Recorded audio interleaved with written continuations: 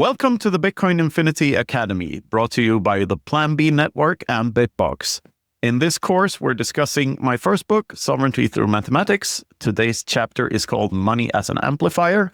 I'm Knut Svanholm, and I'm here, as always, with Luke de Wolf. Good morning to you, Luke. How are you today?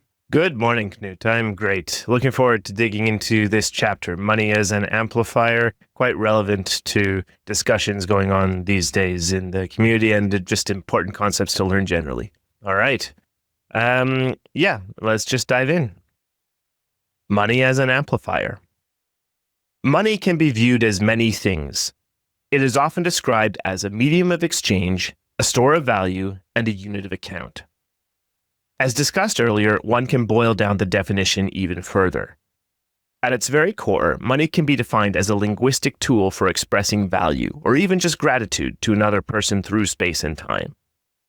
From this perspective, money acts as an amplifier of a person's personality.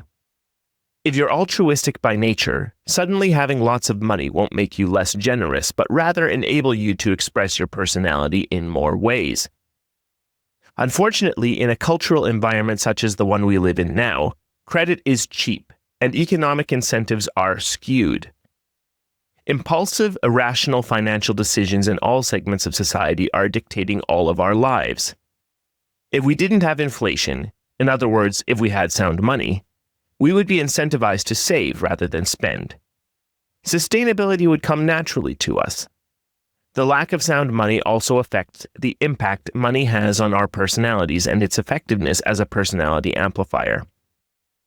Sound money would allow for more honesty and more real solutions to more real problems. All right. What do you want to say about that, Knut? Yeah, this is. I love reading this because it's hinting at this current concept that we're discussing in the later books and on the show often, which is that store of value is a flawed term, and it should actually be medium of exchange over space and time. So I prefer medium of exchange over time over store of value, because you can't really store value since value is subjective. What you can do is trade with your future self, so hence that term. And this amplifier thing, this is still true. And I think one of the reasons that capitalism gets the blame for all sorts of things in the world is because we're not really living in capitalism. And people think that being wealthy is not necessarily the product of having provided goods and services to other people. Like, it's not necessarily that. It could also be that you use the fiat incentives and got the money in more shall we say evil ways. So this is what this is hinting at, I guess. What are your thoughts? Well, I'm going to continue to disagree with you about the value of the term store of value, because that's subjectively better in my view. Just to riff on that really hard. It serves as a good concept, I think, of distinguishing the difference between that someone might put their money into some place to save it over time. Yes, exactly. But I think you are in fact storing it, and I'm not actually sure what value being subjective has to do with the term not being accurate. But well, it's also I'm also slightly allergic to unit of account these days, because money doesn't measure value; it signals value to others and prices through prices. So I prefer the Misesian definition, which is Mises always only referred to money, only ever referred to money as a medium of exchange. And I think what he meant was medium exchange over space and time. So that's my stance on this. Okay, and I mean, I think I might serve as an intermediary between Mr. Ultra Praxeology and the reality that these two terms are both widely used, and I think they are useful terms. Unit of account as well. I mean, the things that prices are in, that's simple enough, I think. But anyway, we're being pedantic here. We also agree mostly. So yeah, we're being pedantic, and with the unit of account thing, it's important to remember that the monetary bill was first introduced as a receipt for a specific amount of gold. And when it's no longer redeemable for gold and you're just using the fiat currency as your unit of account, then the signal is by definition distorted. It doesn't represent anything actually scarce in nature. So in that sense, Bitcoin is a way better unit of account because there's only 21 million. So it's when we fully hyper Bitcoinize, Bitcoin will be a very good unit of account. It won't be nearly as volatile, and prices. I think people being able to think in terms of a unit of account is actually the main thing. Like, we think in dollars and euros and etc., because those are numbers that we vaguely seem to be familiar with, things costing a certain amount in, and it doesn't change that much day to day. These aren't currencies that are hyperinflating. They are inflating, but they don't change day to day that much. No, but you could make the argument that Bitcoin will change more day to day in terms of what it can buy you than a fiat currency does. Right now, they need to print enormous amounts to keep up the facade that the prices aren't falling. And if you measure through Bitcoin, every price is falling. All prices are falling, and at a very rapid pace. And even after hyper-Bitcoinization, the whole of the global economic pie will still grow bigger by, well, say something like 15% per year. It's still more than the 2 to 3% inflation in the fiat currencies, what they're claiming. So I think, volatility goes down, but not necessarily. That doesn't necessarily mean that prices will be stable. I think they will drop faster than people think. Just remember to use the correct lens. If you're measuring prices from the Bitcoin lens, it's way easier to see these phenomena for what they really are. Yes, and I think now this gets us into the point of the chapter, the money as an amplifier thing. So I guess the idea here, it's straightforward enough, I think, to me, that you're talking about that money is the mechanism that someone can choose to allocate their resources, and that depends on their personality, what they value subjectively at any given time. But a person's personality is like what they tend to value generally, something like that. Yeah, and also action speaks louder than words. And if you have a loudspeaker, if you have an amplifier, action speaks even louder than it would have. So there's something to that. Okay, maybe let's explore this through the rest of the chapter here. Yeah, it's a long chapter, so we should. Okay, let's continue. One of the problems that arises from speaking a malfunctioning language of value is that it affects freedom of speech. If the system is rigged to focus on everything but the underlying problem, the entire political landscape becomes a cosmetic charade to keep us from asking the really hard questions about how a human society really ought to operate. Can a person be truly honest publicly in an environment that constantly forces him or her to work harder and harder to afford a higher and higher cost of living due to artificial inflation? Those who are wealthy enough might, but the system keeps funneling power from the common person to the elite. In an era where a handful of companies handle almost all internet traffic, subverting free thought can be a very dangerous thing. In addition to the subtle subversion originating from a flawed monetary policy, the titans of Silicon Valley seem more and more prone to give in to the angry mob that proclaims to stand united under the banner of social justice. Political correctness, feeding on a collective feeling of guilt in some parts of the Western world, plays a large part in the wave of censorship that has been deplatforming some of the more controversial content creators lately. Okay, some interesting ideas. What did you mean by all this? Yeah, and it's important to remember that this book was written in 2019, so the landscape is slightly different now. We didn't have Nostr back then. Elon didn't own Twitter and didn't call it X. But anyway, what I'd really like to recommend here is a book by Murray Rothbard called The Ethics of Liberty, where he makes a very good argument for why property rights are more important than free speech laws. And it's simply because free speech implies that the property right has already been violated. If there is such a thing as a public space, that means it's not privately owned, or at least that the facade of not having it privately owned is there. There is still someone in control of the thing, like usually a politician or a bureaucrat. So in a sense, there is no such thing as public goods. They're always controlled by a private person. So free speech is in this sense just a facade always, and they're claiming that we have free speech, but the reality of it, like what Rothbard points out, is the follow-up. Everyone always forgets the follow-up question: free speech where? Like, where is this free speech law supposed to be applied? And of course, on my property, I get to choose the rules. In a just world, I should add this. In a just world, I get to choose who says what on my property. So if I invite guests into my house and they say something I don't like, I have the right to throw them out. And this is always the case. There's a completely free speech thing probably doesn't exist, and because you always get to choose something.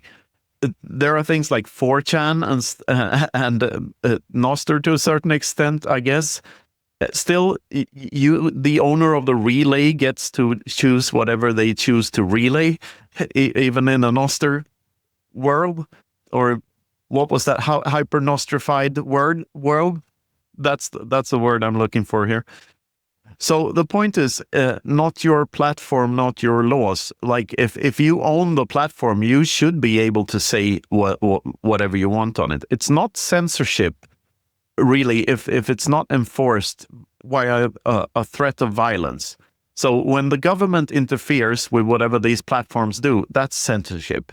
So if the government pressures Google to censor something, that's censorship. If Google chooses to do it on their own volition, then it's not censorship, because it's their, maybe Google is a bad example here, but if Facebook, for instance, or Twitter chooses to censor something by their own free will, then it's not really censorship, because they don't owe you anything. You're on their platform using their service, so it's not a public space.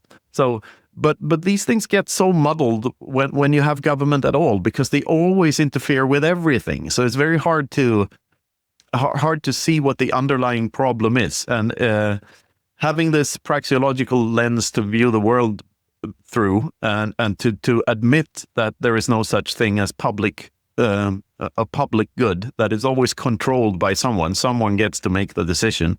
Makes it easier to see what free speech and freedom of thought laws are actually about. Yeah, a convoluted way of saying that, but the underlying truth here is that property rights are more important than free speech laws. Let's get on with this chapter, shall we? Okay, sure. Let's do that. We live in dangerous times when it comes to freedom of thought.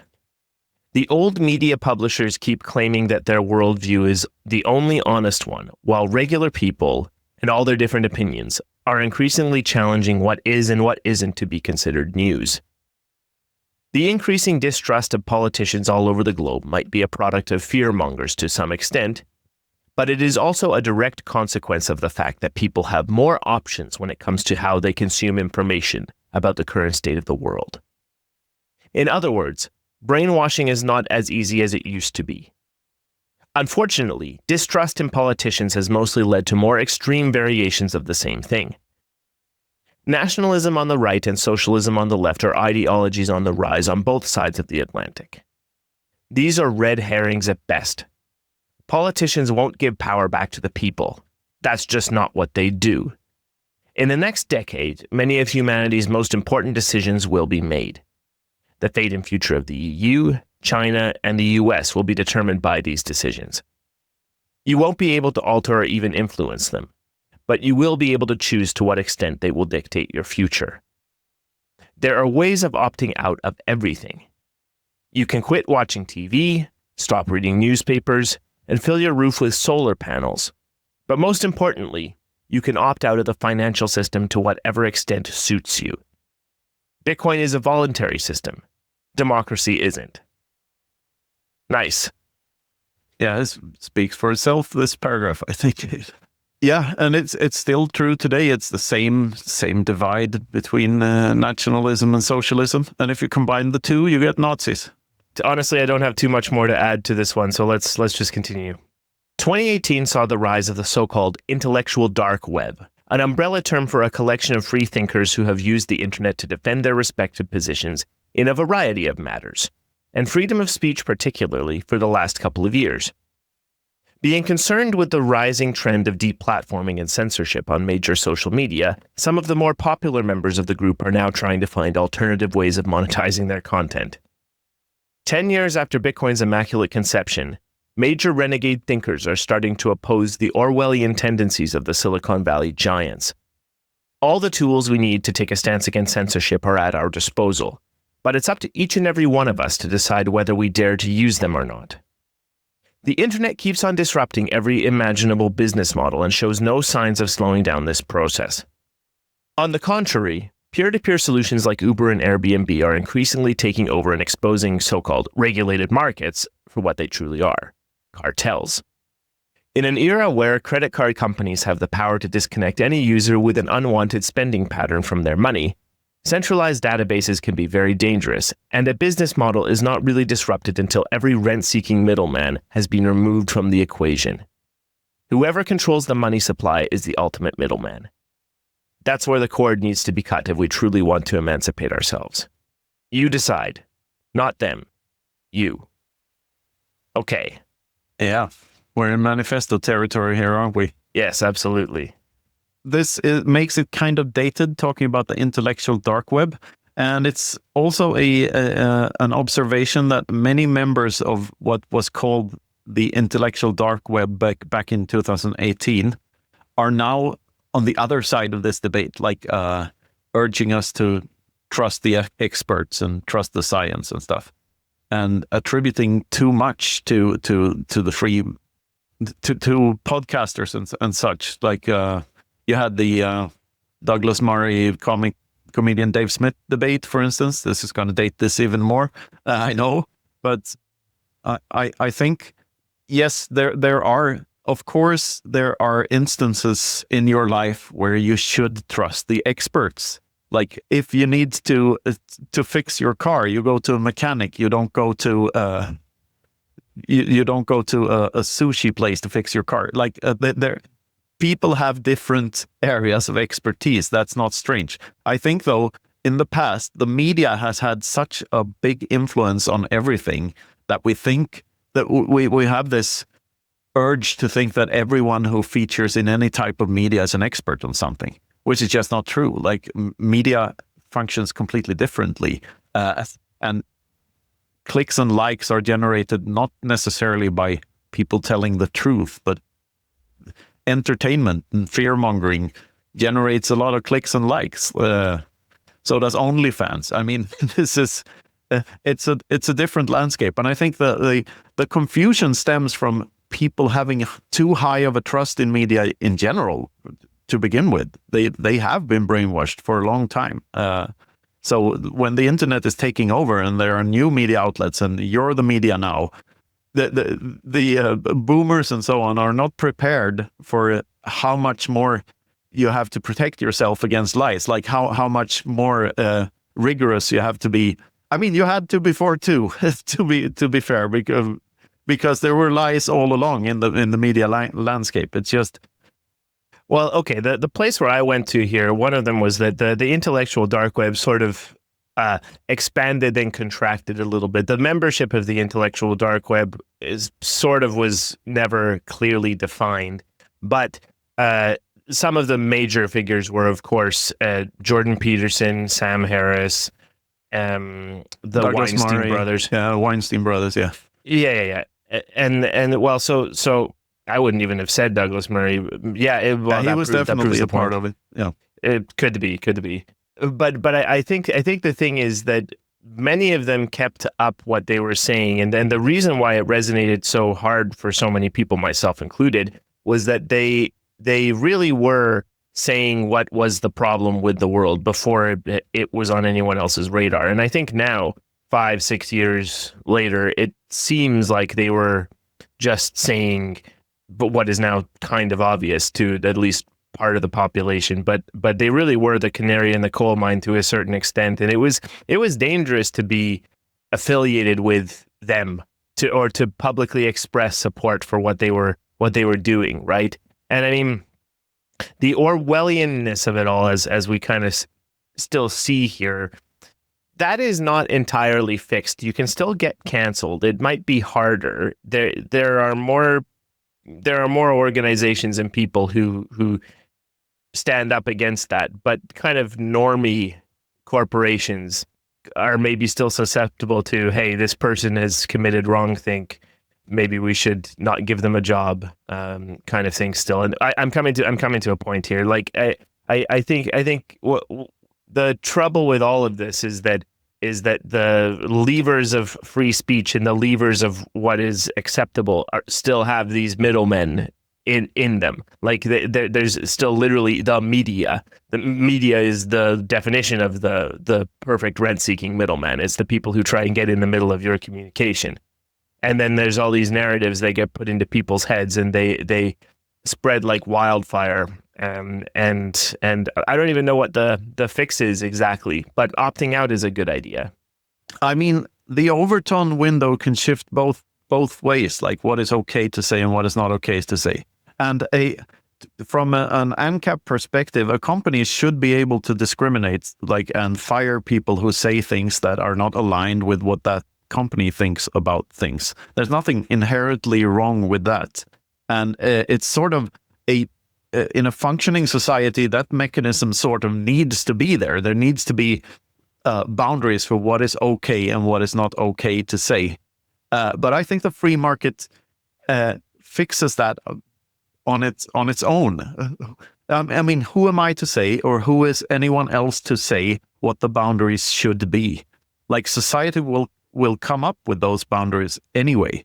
And when obvious, like, crazy talk becomes is not a boundary anymore, like that there are more than two sexes, for instance, or that the planet will melt in 5 years, so like or any racist stuff, like to take an example on the other side, actual racist stuff where you judge people because of their background, genetic background.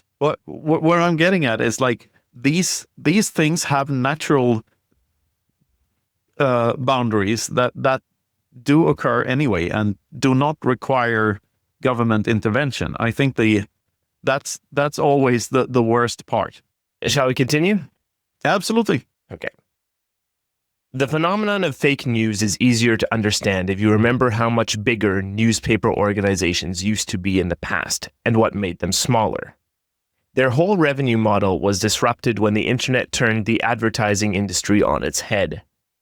All of a sudden, ads were no longer a guessing game, but a precise tool that could be used to collect vast amounts of data about how many potential customers a product would have, and later on, specific data about each and every customer.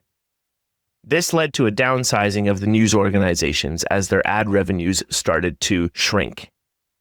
Simultaneously, everyone on Earth was given the ability to post whatever they had to say to everyone else and to monetize their voices through ads.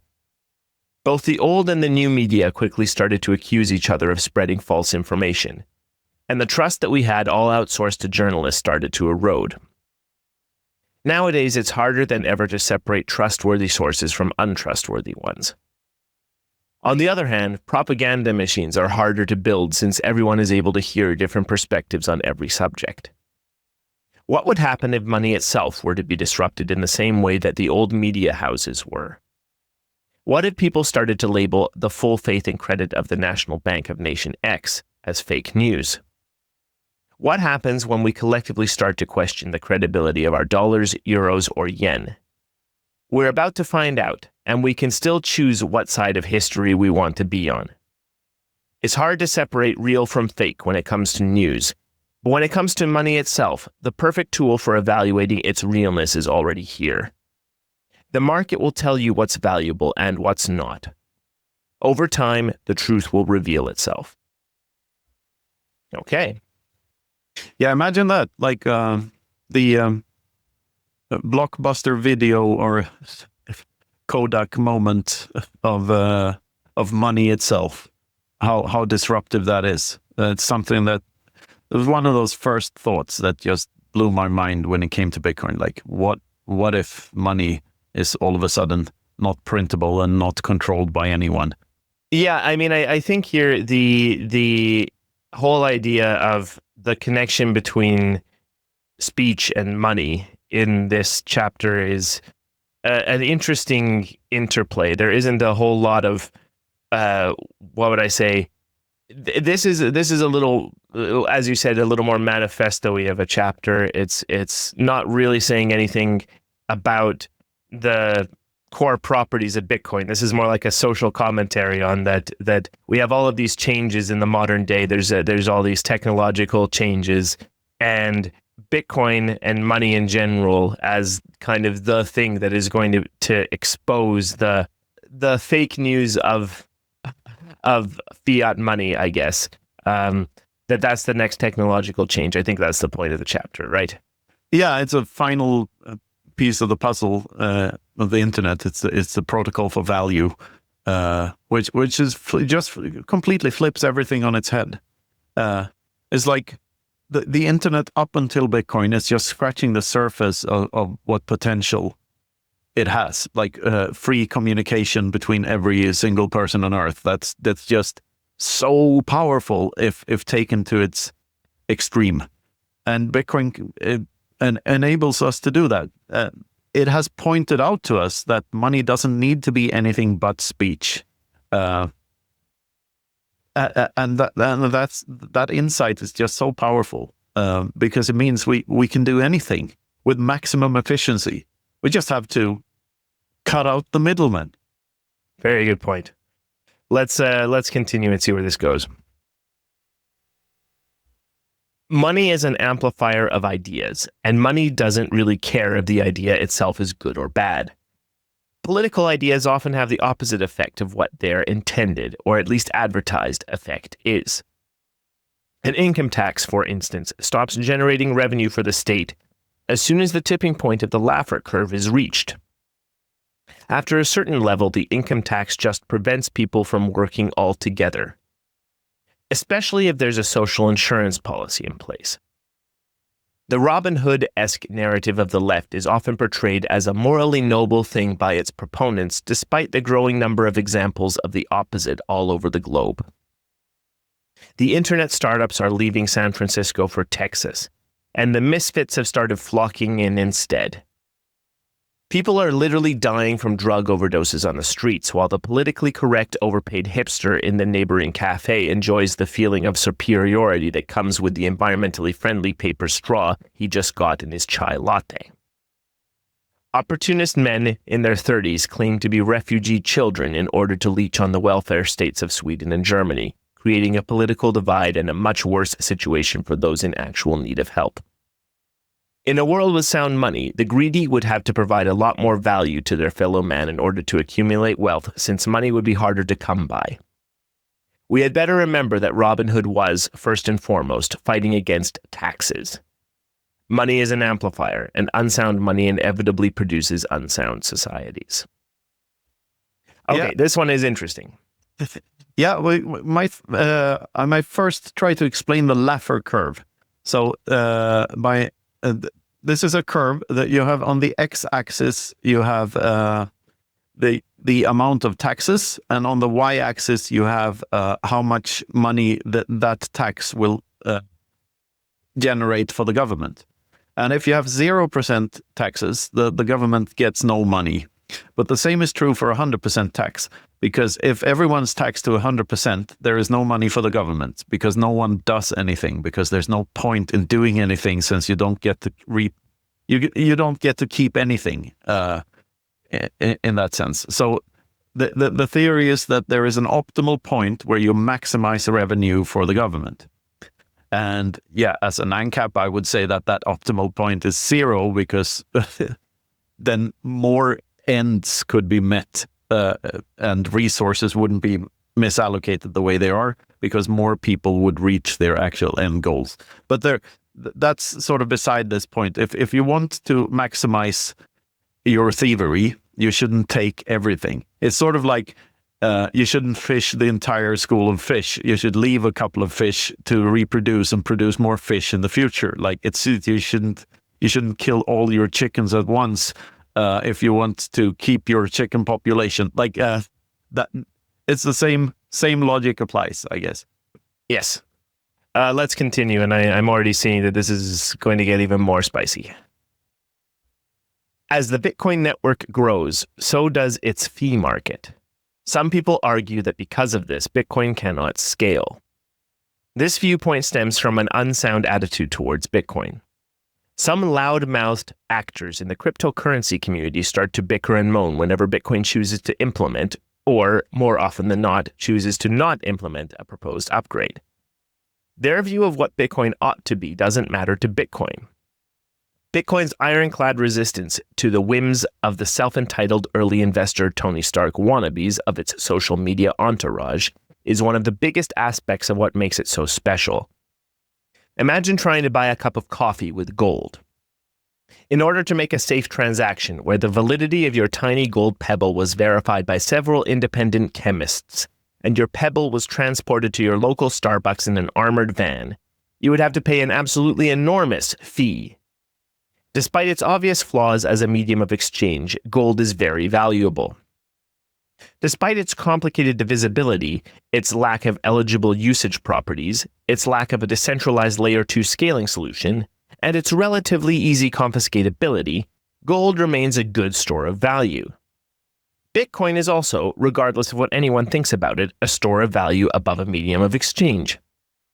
This is more important than it might seem. If Bitcoin should fail at holding value long-term, its whole value proposition would disappear. A fast and smooth, highly centralized medium of exchange is not a groundbreaking invention in any sense. We already have plenty of those. It is quite arrogant to think that your own personal influence could steer Bitcoin in another direction. You can deceive people into thinking that your fork of Bitcoin is the real deal, but that will damage your reputation more than it will damage Bitcoin in the long run. A fork of Bitcoin ignores Bitcoin's consensus rules, which makes a fork little more than any other copy-pasted code. Okay, quite a few things to dig into here, I think. Yes, this is in the wake of the block size wars, so it's like many of these references are to that and the outcome of that. And store of value over medium exchange, that's a funny one. I would say medium exchange over time, as you know. The whole point, though, is that in order to be a medium exchange, every exchange over space also happens in time. So you need the temporal dimension before you can do anything in the spatial dimensions. That's just how the world works. Yeah, and gold not being a good medium exchange here, not being very divisible, not being very transportable. We get into the 6 properties of money in later chapters and later books. Yeah, speaking of Bitcoin forks and stuff, maybe we should do an entire Academy series on Roger Vere's book, because he's still doubling down on his obviously flawed narrative, and like he tried to change Bitcoin and he couldn't. The reality is not working in his favor. So, and I read the first chapter of that book, and after each paragraph, I just knew I could debunk every single argument he's making in it. So that would be fun. But then again, I don't want to give it too much attention because it is noise. Yeah, I strongly disagree that would be fun. I'm not masochistic enough to do that. But I think to get into a couple of the points here, like the contrast between Bitcoin and gold is useful here. It's a description of why Bitcoin is money. And that's kind of the point. That's really kind of the point, that Bitcoin as money is the most important thing. And there are actors all over Bitcoin these days, and I think this is how the narrative has changed. Nobody is trying to fork Bitcoin anymore. They're trying to do the scams on Bitcoin. And they're trying to also there's another control problem here currently at the time of recording, where where basically the Bitcoin Core client has a small set of developers who are, if they want to, able to make changes to the standard Bitcoin implementation and ignore the will of the community. As long as it doesn't change Bitcoin's consensus rules, they can do many things that impact the economic conditions of Bitcoin, making scamming easier and other things like that.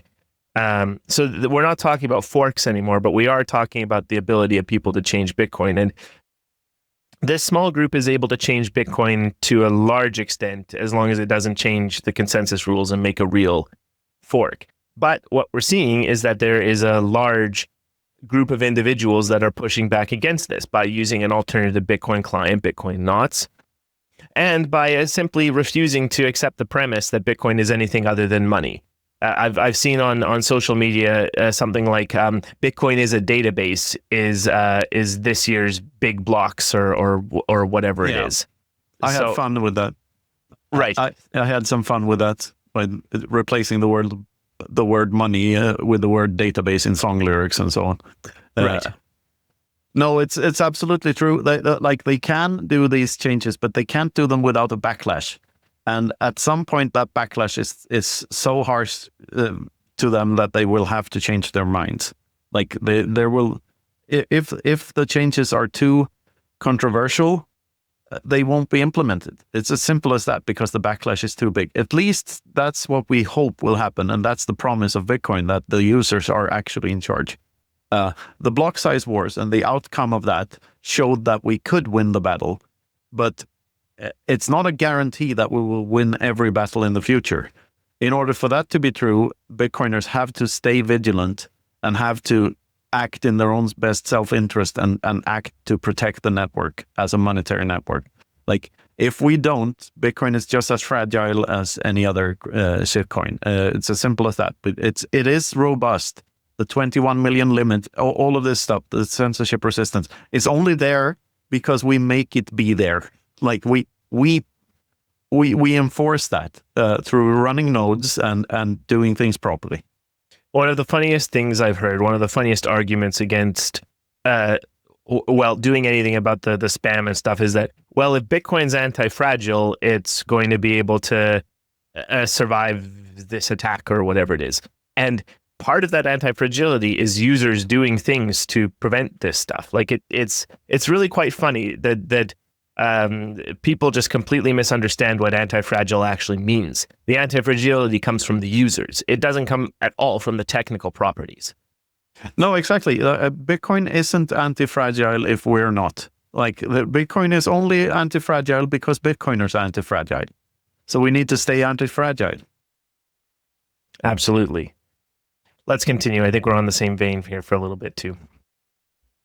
Admitting that you're a Bitcoiner publicly is not without risk. Not only does it pose a personal risk to you as you become a potential target for burglars and thieves, but in doing so, you also put your reputation at stake. Not mainly because of the reason people think, namely that Bitcoin might not work, and its price might go to zero because of this or that. The biggest damage to the reputation of us Bitcoiners is being done by the seemingly endless number of scammers and free riders that this technology attracts. Even though the Bitcoin network is a lot bigger than any of its competitors' networks, people outside of the cryptocurrency space are having a hard time telling the difference. As most, if not all, of Bitcoin's rivals are scams, Bitcoin is being perceived as guilty by association by a large portion of the general public. This may cause the public Bitcoin enthusiast a lot of reputational damage in the short term. Long term, however, is a different matter altogether. In the long term, denying the impact Bitcoin will have might be a far worse opinion to hold. The people going public with their ill-informed skepticism about something they don't fully understand will be remembered in the same manner as those comparing the internet to a fancy fax machine in the 90s. Bitcoin is hard to understand because it shatters many political ideas, since money becomes virtually non-confiscatable in a Bitcoin-denominated world economy. Just as the business models of the 20th century that revolved around charging people for selling them copies of films, music, or books got shattered by subscription services such as Netflix, Spotify, or Audible, Macroeconomic business models based on the notion that you can force people to crowdfund projects through taxes or inflation will suffer the same fate if they don't adapt quickly enough. This realization is way too big a mental somersault for some people to grasp. It turns how we think about value on its head and forces us to accept the hard truths of economics, currently only truly understood by economists of the Austrian variety. Given a generation or two, though, Bitcoin's advantages will simply be undeniable. All right, that's the chapter. Yeah, the reputation thing. It's interesting as yesterday that Financial Times documentary about strategy and Michael Saylor came out, where the lady compared who has covered Bitcoin for 7 years still doesn't understand its value proposition at all and compares it to her own teeth. I just found it hilarious. And these people are going to look more and more clownish the more that time passes. Peter Schiff, for instance, who has been attacking Bitcoin and defending gold for the last decade. Like, his track record, it's just hilarious, isn't it? Yeah, absolutely. And I mean, I think the thing about the reputational impact of being a Bitcoiner and the long-term effect that is going to have in comparison to these fax machine metaphorists, it's tough. A lot of Bitcoiners have a policy that they just don't talk about Bitcoin in real life to people they know. And I think that's a very good policy. I don't bring it up at all.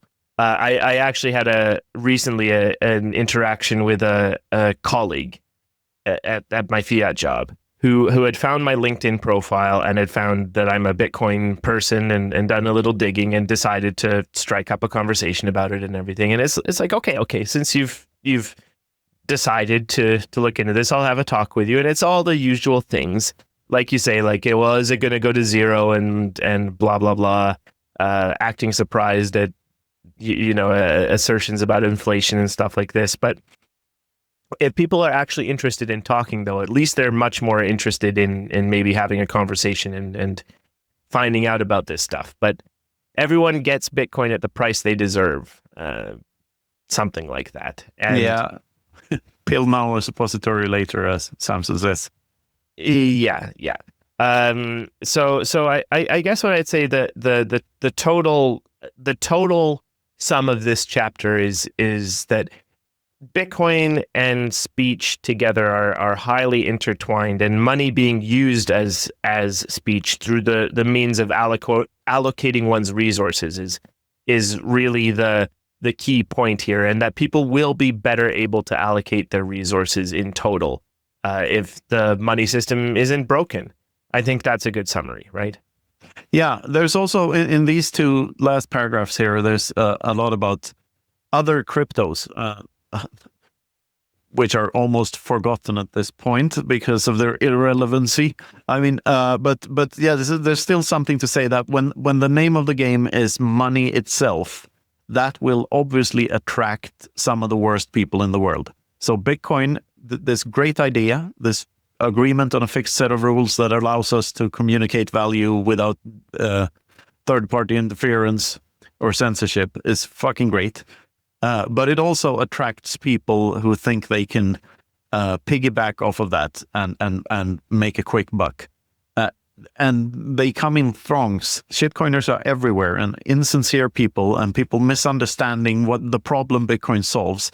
Like, there are only two types of shitcoiners. Either you're an actual scammer, or you're a gullible person helping a scammer. Like, there are no in betweens, and this is what's so sad about it. And still to this day, a lot of people fall for scams, and a lot of people don't even see what the scam is. And they buy other stuff. They buy Bitcoin substitutes. Today, it's not shitcoins anymore, alternative cryptocurrencies, but it may be ETFs or, companies holding Bitcoin on their balance sheet, like paper Bitcoin, basically, that are custodied by a third party. Not your keys, not your coins, still applies. Like, this is what we have to get through to people's into people's heads. Absolutely. Well, and I think with that, did you have anything else you wanted to say in summary on this episode? Yeah, a short point about this, the selling copies in the second paragraph here.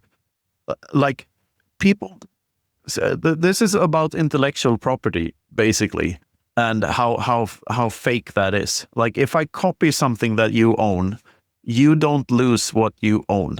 It's just that both of us get to use the thing you own. Like, this is intellectual property in general. And I think what people miss about intellectual property is that the 20th century was the anomaly here. Everything up until the 20th century, you couldn't make money from copies of intellectual stuff like books and films and music, because you simply couldn't copy it very easily. Well, you could copy books, but like it's way easier to print on demand via Amazon is way more efficient than Gutenberg's actual printing press was. Like, it took time and effort to replicate a book. So during the 20th century, people could make money selling copies of shit. But now we have the internet, so you can Control-C, Control-V everything, which means you can't really make money off of copies anymore, because copying stuff is basically free, especially in the intellectual property realm. But even for stuff, it's way easier to construct stuff today than it ever was. Like additive manufacturing and 3D printing and stuff. Like it's so much more efficient than it used to be. The robotic warehouses, all of this stuff. Working in tandem or in concert to drive prices down to their marginal cost of production for every single good and service on Earth. And the reason that Bitcoin cannot be copied is because it's not a thing on the internet, it's a thing in people's heads. The thing that unlocks the Bitcoin is the private key. And that is always a secret being kept from everyone else. It's based on information asymmetry. That's one person has access to information that another person doesn't have access to. So this is in a sense then Bitcoin becomes the only true intellectual property. It's the only thing that you actually can say that you own in a practical sense in the informational realm. And more on that in later books and later chapters. All right. And with that, I think that is it for this chapter. A bit of a more abstract one, talking about all of this connections to speech kind of stuff, but certainly covering quite a few interesting things here. And with that, I think this has been the Bitcoin Infinity Academy. Anything else to add, Knut? Spadoinkle. Yes, well, I've forgotten to say spadoinkle. Perfect. Thanks, Knut. This has been the Bitcoin Infinity Academy. Thanks for listening. Bye-bye.